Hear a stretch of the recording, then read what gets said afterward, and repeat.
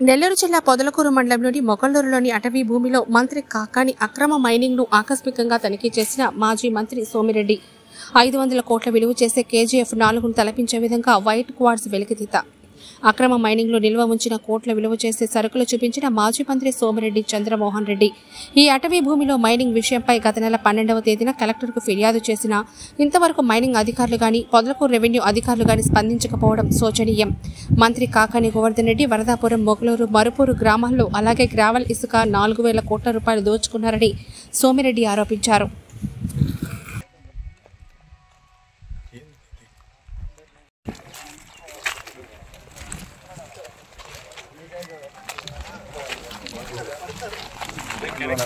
టెన్మనడంగల్ ప్రకారం రిజర్వ్ ఫారెస్ట్లో ఉన్నాం. ఫారెస్ట్ వాళ్ళు మాది కాదు, రెవెన్యూ అన్నారు. Revenue land or mining, illegal mining. 12వ తేదీ స్పందనలో కలెక్టర్ గారికి ఇచ్చారు ఫోటో. స్పందనలో ఇచ్చిన పిటిషన్ ఇచ్చింది. ఈరోజు 18/3/24 ఉదయం 7:55కి ఉదయాన GPS మ్యాప్ మిషన్లు 18/3/24 7:51 ఎలక్షన్ కోడ్ వచ్చింది కాబట్టి ఒక వరదాపురం మైన్ 100 కోట్లు, మినిమం వరదాపురంలో ఒక 500 కోట్లు. ఇక్కడికి వస్తే మేము నిజంగా స్టన్ అయిపోయినాం. మొగళ్ళూరులో ఒక 50 ఎకరాల్లో ఒక 500 కోట్లు కాచి ఎత్తేసింది కానీ తువ్వేసింది కానీ ఇప్పుడు ఉండే స్టాక్ 500 crores. మాకు అర్థం కావటంలే. అక్కడ మరుపూరుకి నేనే ఇప్పుడు GPS మ్యాప్స్ పంపించా ఉదయం. ఇప్పుడు మరుపూరుకు పోయి ఉండరు. మరుపూరు ఎన్ని రోజుల నుంచి పెడుతున్నాను జిల్లా కలెక్టర్కి, అధికారులకి, ఒక్కడు పోలే. మొగళ్ళూరు 12th ఇస్తే ఒక్కరు పోలే. 12వ తేదీ ఇచ్చాం పిటిషన్, ఏ ఒక్కరు రాలే. ఈరోజు కోడ్ వచ్చింది కాబట్టి ఈరోజు ఇంకా భయపడి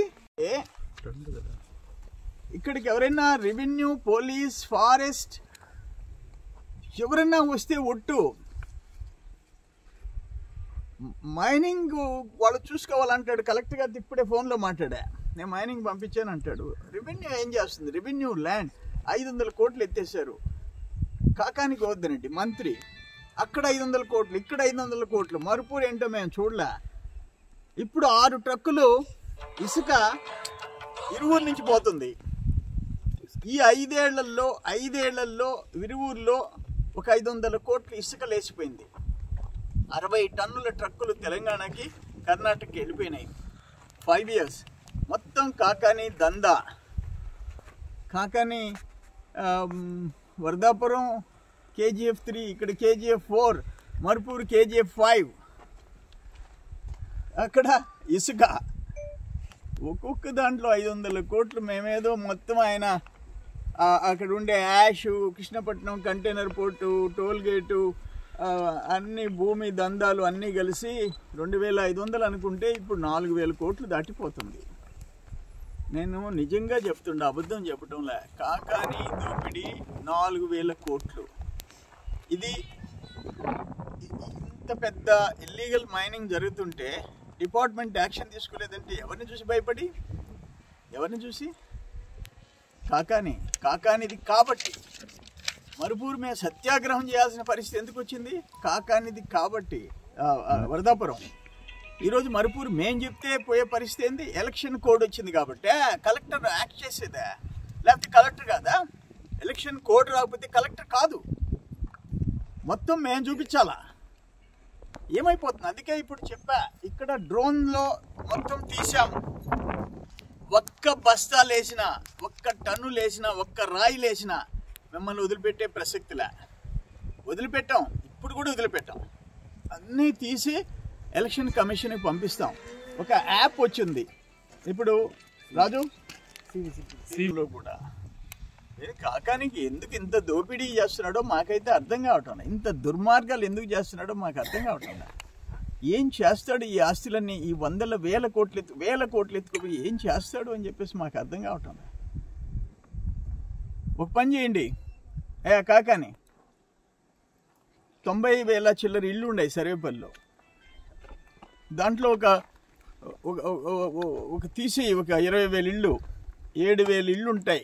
70,000 ఇళ్ళు, 90,000 ఇళ్ళలో 20,000 తీసి 70,000 ఇళ్ళు, 2 లక్షల రూపాయలు ఇంటికి బీసీలు, middle class, below middle class 70,000కి మీ తాత సొత్తు ఏం కాదు కదా. పోటీజీబాక్ ఎలక్షన్లో 1,400 కోట్లు వాళ్ళకి ఇచ్చేసి 2 లక్షల లెక్కన ఏదన్నా దేవుడు ఏమన్నా నేను క్షమిస్తాడేమో. నువ్వు పాపాలు అనిపిస్తావు. కాకాని గోవర్ధన్ రెడ్డి లాంటి అత్యంత అవినీతి పిశాచికి ఆ జగన్మోహన్ రెడ్డి ఎట్ట సీట్ ఇచ్చాడో నాకైతే అర్థం కాలే. ఆయన ఎట్ట మంత్రిని చేశాడో నాకైతే అర్థం కాలే. మా జీవితంలో ఇటువంటి పనులు చేయలే. అరే ప్రజల ఆస్తులు కాపాడాం మేము. నువ్వు ప్రజల ఆస్తులు దోచుకుంటుండవు. పబ్లిక్ ప్రాపర్టీ ఇది. ఎవడబ్బా సొత్తు ఇది? కాకానే నీకు పోయే కాలం వచ్చింది. నిన్ను ఆ భగవంతుడు కూడా కాపాడలేడు. నేను ఒకటే చెప్తుండా, వీటన్నిటి మీద ఎంక్వైరీ చేస్తా. నిన్ను వదిలిపెట్టే ప్రసక్తిలే. దీని మీద లీగల్గా ఫైట్ చేస్తాం. ఎలక్షన్ కమిషన్లో ఫైట్ చేస్తాం.